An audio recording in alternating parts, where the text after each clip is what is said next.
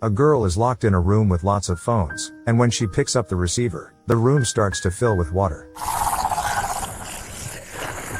Reese finds herself in a small room lined with white telephones on all the walls. One of the phones is black, and on its receiver, she notices a sticker with an unknown number. Reese decides to dial the number, but an automated voice responds, saying she's won a royal flush. She hangs up, but then the other phones start ringing, and each one announces royal flush. Suddenly, water begins pouring from all the receivers, quickly flooding the room. In a panic, Reese tries to figure out what to do. Realizing that royal flush might be a clue, she looks up and sees a toilet on the ceiling. Reese figures out she needs to reach the toilet and flush the water away, so she starts climbing up the phones. When she reaches the toilet, she notices that it lacks a flush handle. Rereading the sticker with the number, she guesses which phone she needs and dives for it. After dialing the number on that phone, it opens, revealing the flush handle inside. Reese attaches the handle to the toilet and finally manages to flush the water out. The water drains instantly, and the automated voice congratulates her on completing the challenge. Congratulations! You've escaped! It turns out that the entire dangerous quest was just a virtual reality game.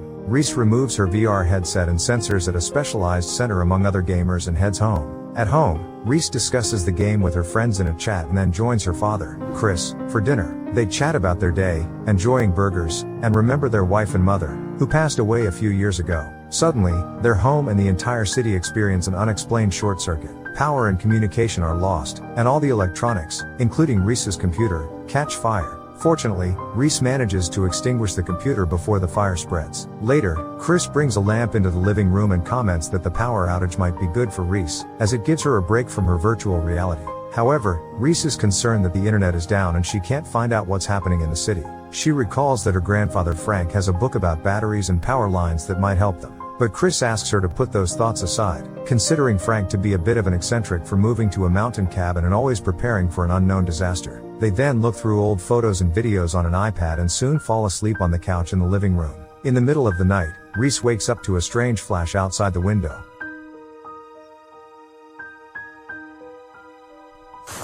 Reese takes the lamp and heads outside to the yard, then makes her way to her grandfather's workshop to find the book. She quickly spots a book titled Radioflash on a shelf, which discusses the collapse of North American power grids. She learns that a radioflash refers to an electromagnetic pulse, EMP, and the term originated in the 1950s, describing the click that radios picked up after a nuclear bomb explosion. Reese decides to repair her grandfather's old radio equipment, which has been gathering dust in the workshop. She manages to fix it quickly and sends out a signal, hoping to get some information from her grandfather. We then move to Frank at his radio station. He's listening to various messages about the electricity situation when he notices a signal from his home equipment. He happily responds to Reese, who asks if the outage is indeed a radio flash, or an EMP. Frank confirms her suspicion and then asks to speak with Chris. Reese explains that her father is asleep, so Frank requests that Chris contact him in the morning. He also insists that Reese and Chris must leave their home and come to him. Frank explains to Reese where to find a map with a marked route and a radio that works only within a 5-mile radius. The radio will help them reach his place, but it needs to be charged using a generator found in the workshop. Reese realizes that her grandfather prepared all these items for a reason, indicating he expected such a disaster. Should I be scared?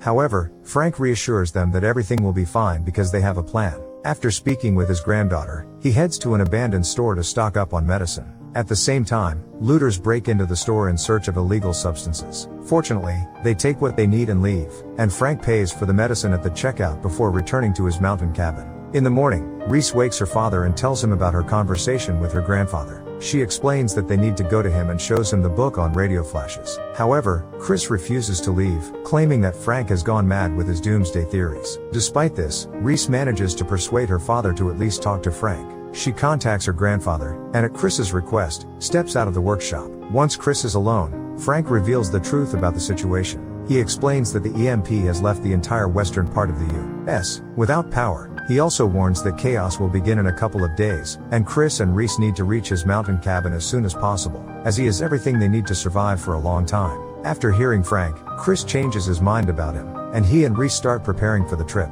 Meanwhile, on the street, police are trying to convince town residents that the power outage is planned, but people don't believe them and realize they need to prepare for the worst. Soon, Chris and Reese set out on their journey. Along the way, they find the only open store and stop to get supplies. However, seeing crowds of people fighting over food and water, they decide not to risk it and continue on. After some time, Chris and Reese reach a bridge and encounter a traffic jam caused by an accident. Tired of waiting, they decide to get closer to the scene to see if anyone needs help, and Reese spots a lifeless body of a woman on the road. At that moment, one of the drivers loses his temper and rams his car into a vehicle blocking the road. People immediately follow him, and Chris and Reese rush back to their car to continue their journey.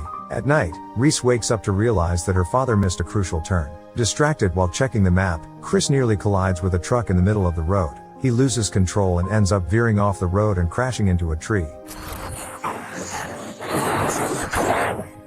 In the morning, Chris comes to. Thankfully, Reese is unharmed, but Chris has seriously injured his head and left side, though he insists he's fine. Realizing they have about 20 miles left to reach her grandfather's house, they gather their essentials from the car and decide to walk along the river. After a while, they reach a waterfall and stop to rest, but Chris's condition worsens. Reluctantly, he shows Reese his injuries, revealing a massive bruise and a serious wound on his arm. Chris pretends to be fine, but Reese is deeply worried about him. As they continue, Chris suddenly collapses from exhaustion. He asks Reese to get help and then loses consciousness. Shaken, Reese soon reaches a nearby farm and meets a man named Glenn, who agrees to help. He takes Chris to his home and provides first aid. Glenn also shares his thoughts on the disaster and tells Reese about his wife, who is stranded with relatives on the other side of the country. Later, Reese goes outside to get water, and when she returns, she learns the terrible news. Her father has unexpectedly stopped breathing. That night, Glenn helps Reese bury her father and then decides to take her to her grandfather's place in his van. Meanwhile, Frank is worried that Reese and Chris haven't arrived yet. He heads out to meet them and soon finds the accident site. Following Reese's trail, he reaches Glenn's house. Frank breaks in and, after a thorough inspection of the house and yard, discovers red stains on the couch and a fresh grave. Realizing something has happened to Chris or Reese, he decides to continue the search. On the way, Glenn spots a man standing in the middle of the road asking for help. Glenn, wary of the stranger, tells Reese to hide in the back of the van but stops anyway. Unfortunately, Glenn's suspicion proves correct. The stranger, after checking the van and seeing there's enough fuel, pulls out a gun and demands that Glenn get out. Glenn complies, but the stranger immediately shoots him and steals the van.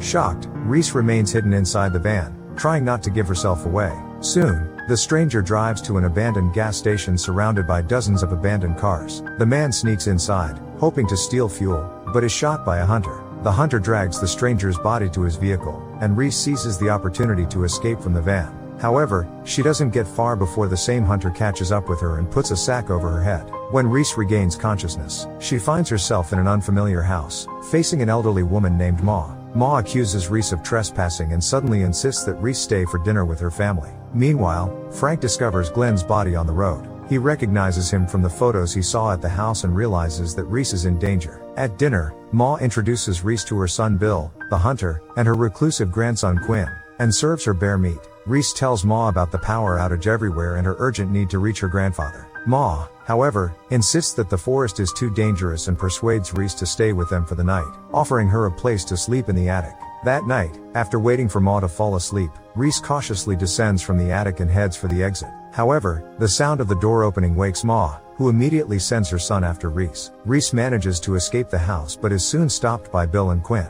Bill demands that Quinn grab her, but Quinn just stands there, staring at Reese. Bill then gets out of the car and starts beating his son before kidnapping Reese again.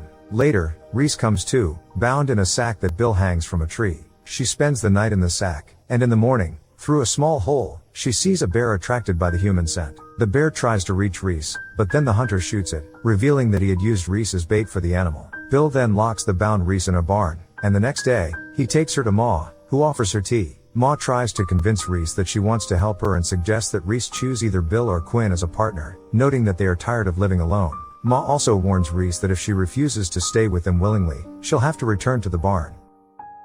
I'd rather be back in the cellar. The next night, Reese is tied up in the barn. Suddenly, Quinn slides an apple in Reese's backpack through the opening. Reese tries to stop him, but he quickly runs away. Reese grabs the radio and tries to contact her grandfather, but she can't get through. She then pulls out her iPad, which has only 3% battery left, and watches old videos of her parents. Soon, the tablet dies, and Reese starts thinking about how to free herself. She cuts through the rope with tools found in the barn and tries to pick the lock with a homemade lockpick. Suddenly, Reese notices that Quinn is still watching her and asks him for help. She tells him that she really needs to escape and that she can take him with her, but he is afraid to leave his controlling and cruel relatives. Reese asks Quinn to get the key to the lock, but he says that Ma always keeps it with him. Reese realizes there must be another way to escape. She then notices the rotting boards that make up the barn and comes up with a plan. Quinn climbs onto the roof with a rope and immediately falls through into the barn. Using the rope tied outside, they manage to escape. Quinn finally decides to run away from home, and he and Reese run as far as possible from his insane relatives. In the morning,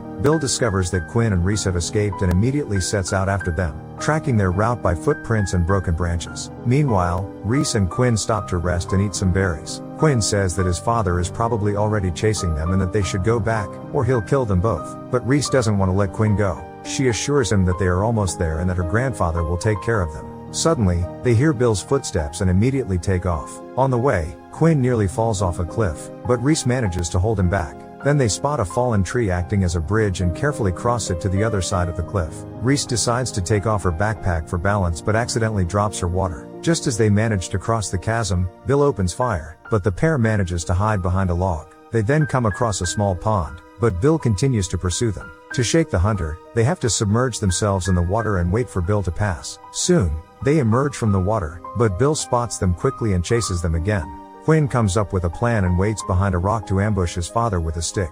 Bill drops his gun, and a fight ensues between him and Quinn. Reese grabs the gun and takes a precise shot at Bill, but it turns out that it wasn't Reese who shot Bill, but Frank, who has finally found his granddaughter. It's okay, sweetie.